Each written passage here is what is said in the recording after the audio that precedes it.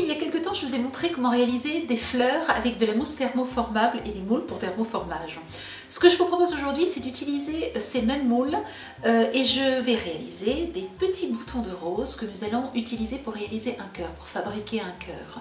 C'est bientôt la Saint-Valentin et j'ai eu envie de faire un tableau home déco sur le thème rouge, blanc et cœur. Et nous allons mélanger les différentes matières de façon à réaliser ce tableau. Donc de la mousse thermoformable, du plâtre, la technique du pergamano que je vous ai présenté il y a quelques temps, et puis de la laine, faire un cœur en pompon. Et vous allez voir, faire un petit pompon, c'est tout simple avec une fourchette. Vous avez déjà vu? Regardez. Aujourd'hui, j'aimerais décorer un cadre, un châssis de 20 x 50 avec 4 cadres de 10 x 10. Pour cela, je vais utiliser, donc ce que je veux, c'est réaliser des cœurs. Je vais utiliser 4 techniques différentes. La première, ça va être tout simple, c'est simplement un moulage, donc le moulage d'un cœur. Je vais avoir donc un cœur comme ceci, en plâtre. Ensuite, je vais utiliser la technique du pergamano que nous avons déjà utilisé. Alors là, je ne vais pas entrer dans les détails de cette technique parce que je vais vous le montrer dans le tutoriel. Je vous montre tous les détails dans le tutoriel parce que ça prend un petit peu de temps. Ensuite, nous allons utiliser la technique donc du thermoformage et pour cela, je vais réaliser des petites roses que je vais positionner en cœur.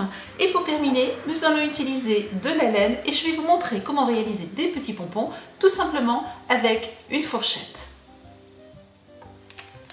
J'ai peint le contour de mon châssis, je souhaite peindre des traits plus ou moins larges. Pour cela, j'utilise toujours de l'adhésif de façon à avoir des traits bien propres.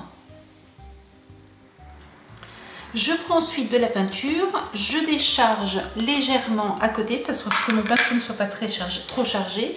Et vous voyez ici, j'ai déjà commencé de ce côté-là, je vais venir de l'extérieur donc du trait vers l'intérieur comme ceci. Et je vais faire la même chose de ce côté-là, de façon à ce que la peinture ne passe pas sous l'adhésif.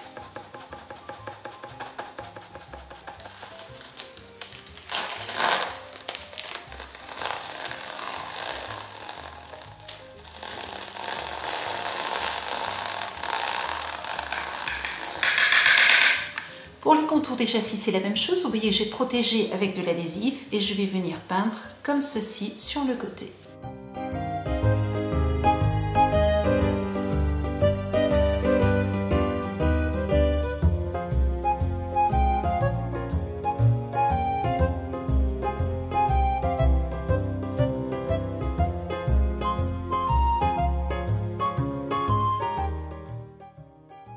Mes petits cadres et la base du grand cadre sont donc terminés. Ce que je voudrais maintenant, c'est remplir donc chacun des éléments avec un cœur. Tantôt un cœur rouge, un cœur blanc, un cœur rouge, un cœur blanc et bien entendu avec des matières différentes. Je commence par le plâtre. Je me suis un petit peu avancée, j'ai coulé du plâtre dans un moule, je l'ai laissé sécher et voici, j'ai un cœur que je vais pouvoir maintenant tout simplement peindre avec de la peinture rouge. Et voici mon premier cœur rouge sur blanc. Pour mon deuxième cœur, je prends un petit peu de laine, une fourchette, et puis je découpe déjà un petit bout d'une vingtaine de centimètres de laine. Je vais ensuite placer ma laine comme ceci autour de la fourchette et tout simplement faire 20 tours. Une fois que vous avez enroulé, vous découpez, vous bloquez avec votre doigt comme ceci, vous découpez de façon à ce que la laine ne parte pas, et vous allez récupérer votre petit bout de laine et le placer ici, le faire passer ici à travers les dents de la fourchette. Donc je prends une extrémité de ce côté-là, je peux repartir en arrière maintenant, je prends l'autre extrémité de l'autre côté, que je passe comme ça, et je vais venir ici faire un nœud, un double nœud, de façon à bien maintenir toutes les petites boucles de laine. Donc je fais un nœud, je place mon doigt, je fais un double nœud, et voilà. Une fois que cela est fait, je peux défaire mon pompon. Alors je vais le tenir comme ceci parce que c'est beaucoup plus simple, et je vais venir découper ici les petits bouts de laine.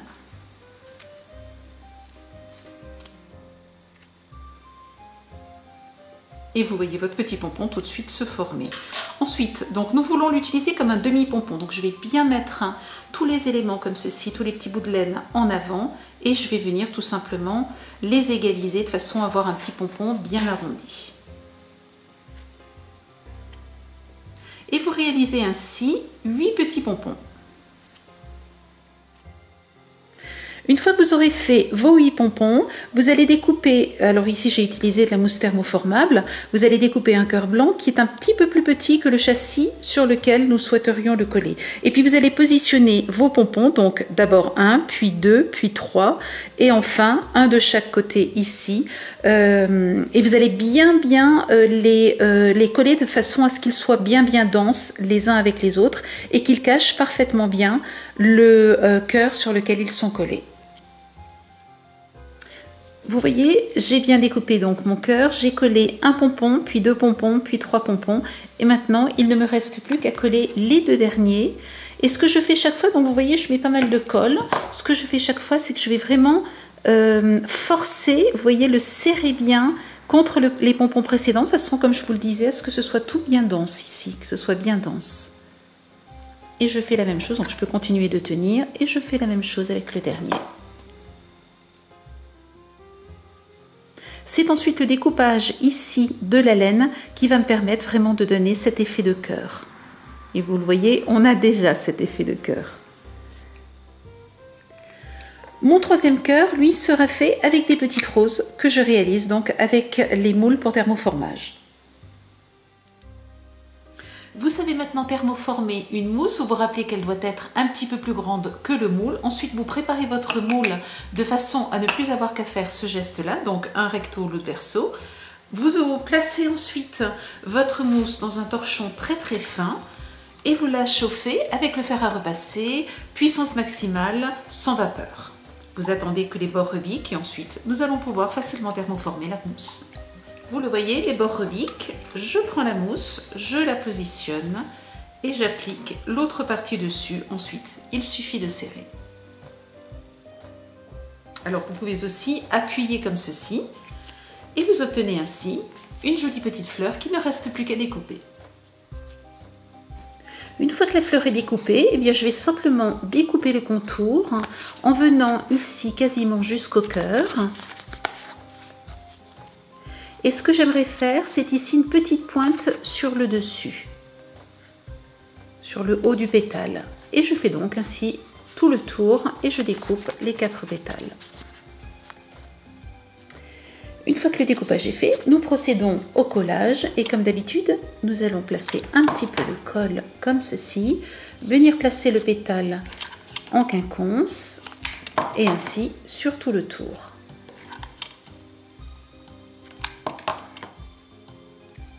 J'attends un tout petit peu pour la dernière. Et j'obtiens ainsi, vous le voyez, un petit bouton. Et là encore, je vais en faire 8.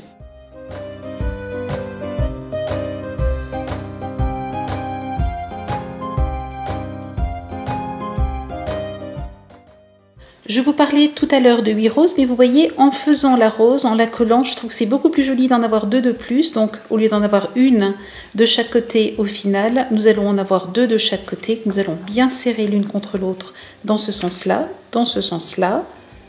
comme ceci, et ensuite les coller ici, nous aurons quelque chose de bien plus joli.